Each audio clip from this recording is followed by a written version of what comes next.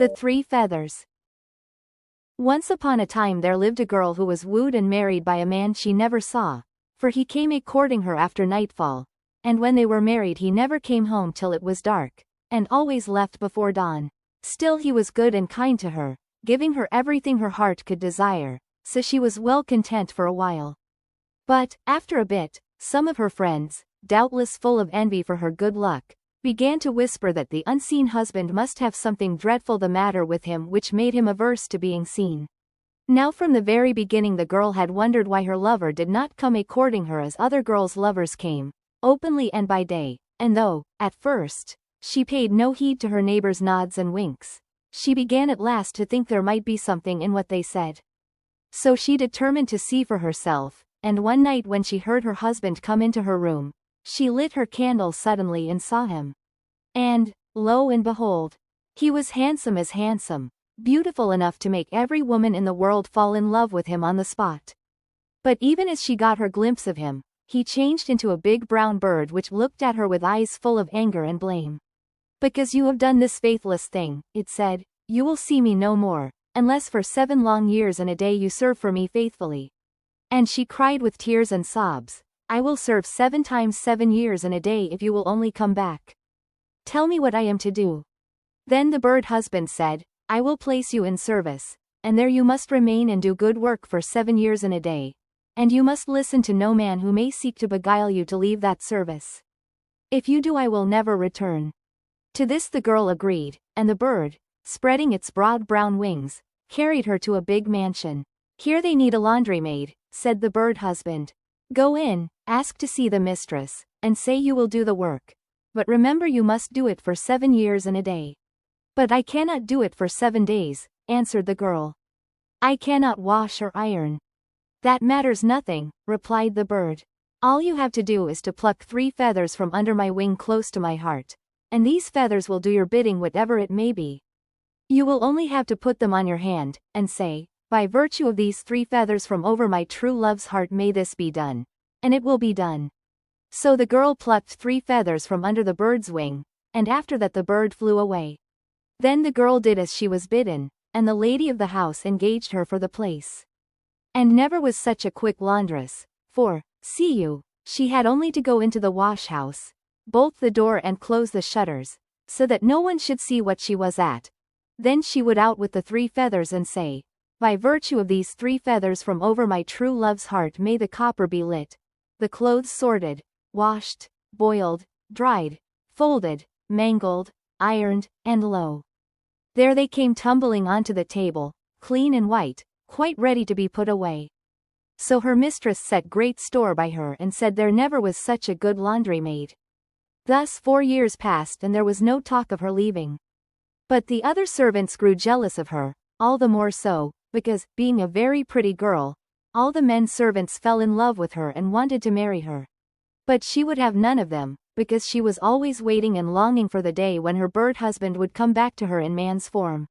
Now one of the men who wanted her was the stout butler, and one day as he was coming back from the cider house he chanced to stop by the laundry, and he heard a voice say, "By virtue of these 3 feathers from over my true love's heart may the copper be lit, the clothes sorted, boiled, dried, folded, mangled, and ironed."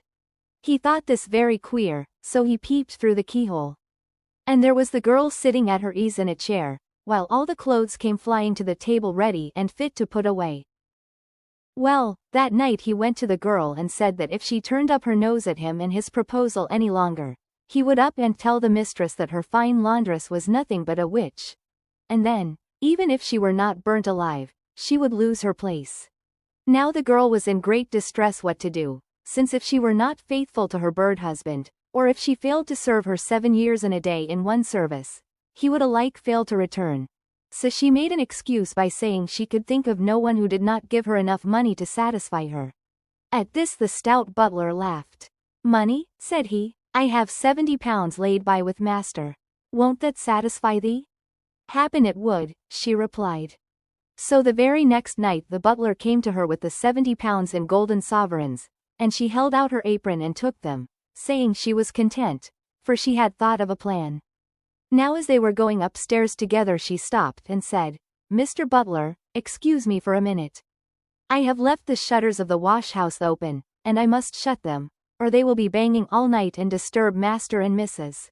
Now though the butler was stout and beginning to grow old, he was anxious to seem young and gallant, so he said at once, "Excuse me, my beauty, you shall not go. I will go and shut them. I shan't be a moment." So off he set, and no sooner had he gone than she out with her 3 feathers, and putting them on her hand, said in a hurry, "By virtue of the 3 feathers from over my true love's heart, may the shutters never cease banging till morning, and may Mr. Butler's hands be busy trying to shut them." And so it happened. Mr. Butler shut the shutters, but, brew, there they were hanging open again. Then he shut them once more, and this time they hit him on the face as they flew open. Yet he couldn't stop, he had to go on. So there he was the whole livelong night. Such a cursing, and banging, and swearing, and shutting, never was, until dawn came, and, too tired to be really angry, he crept back to his bed, resolving that come what might he would not tell what had happened to him and thus get the laugh on him.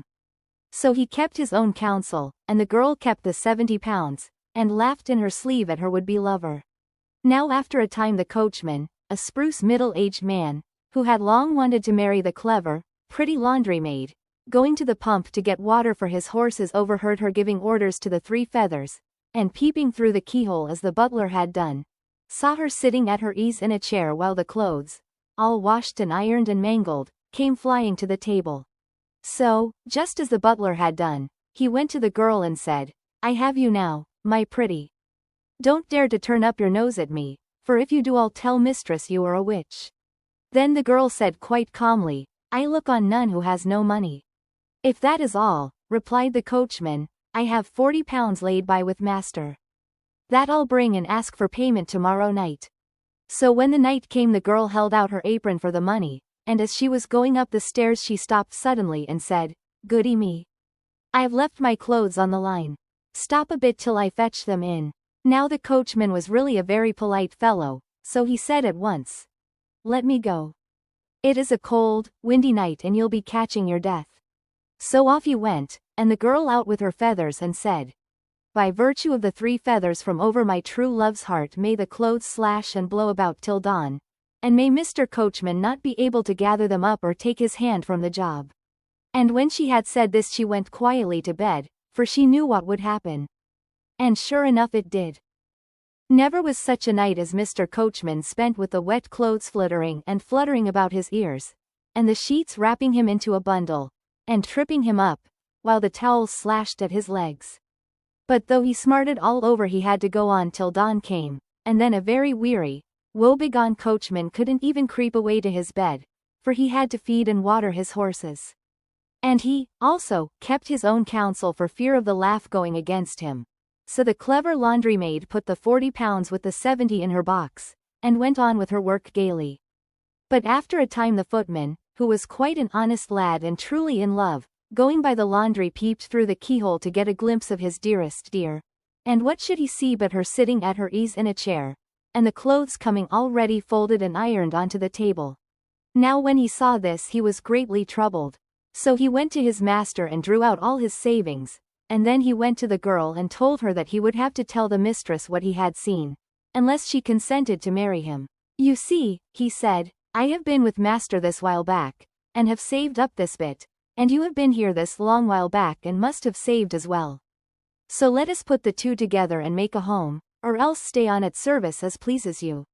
Well, she tried to put him off, but he insisted so much that at last she said, "James, there's a dear, run down to the cellar and fetch me a drop of brandy.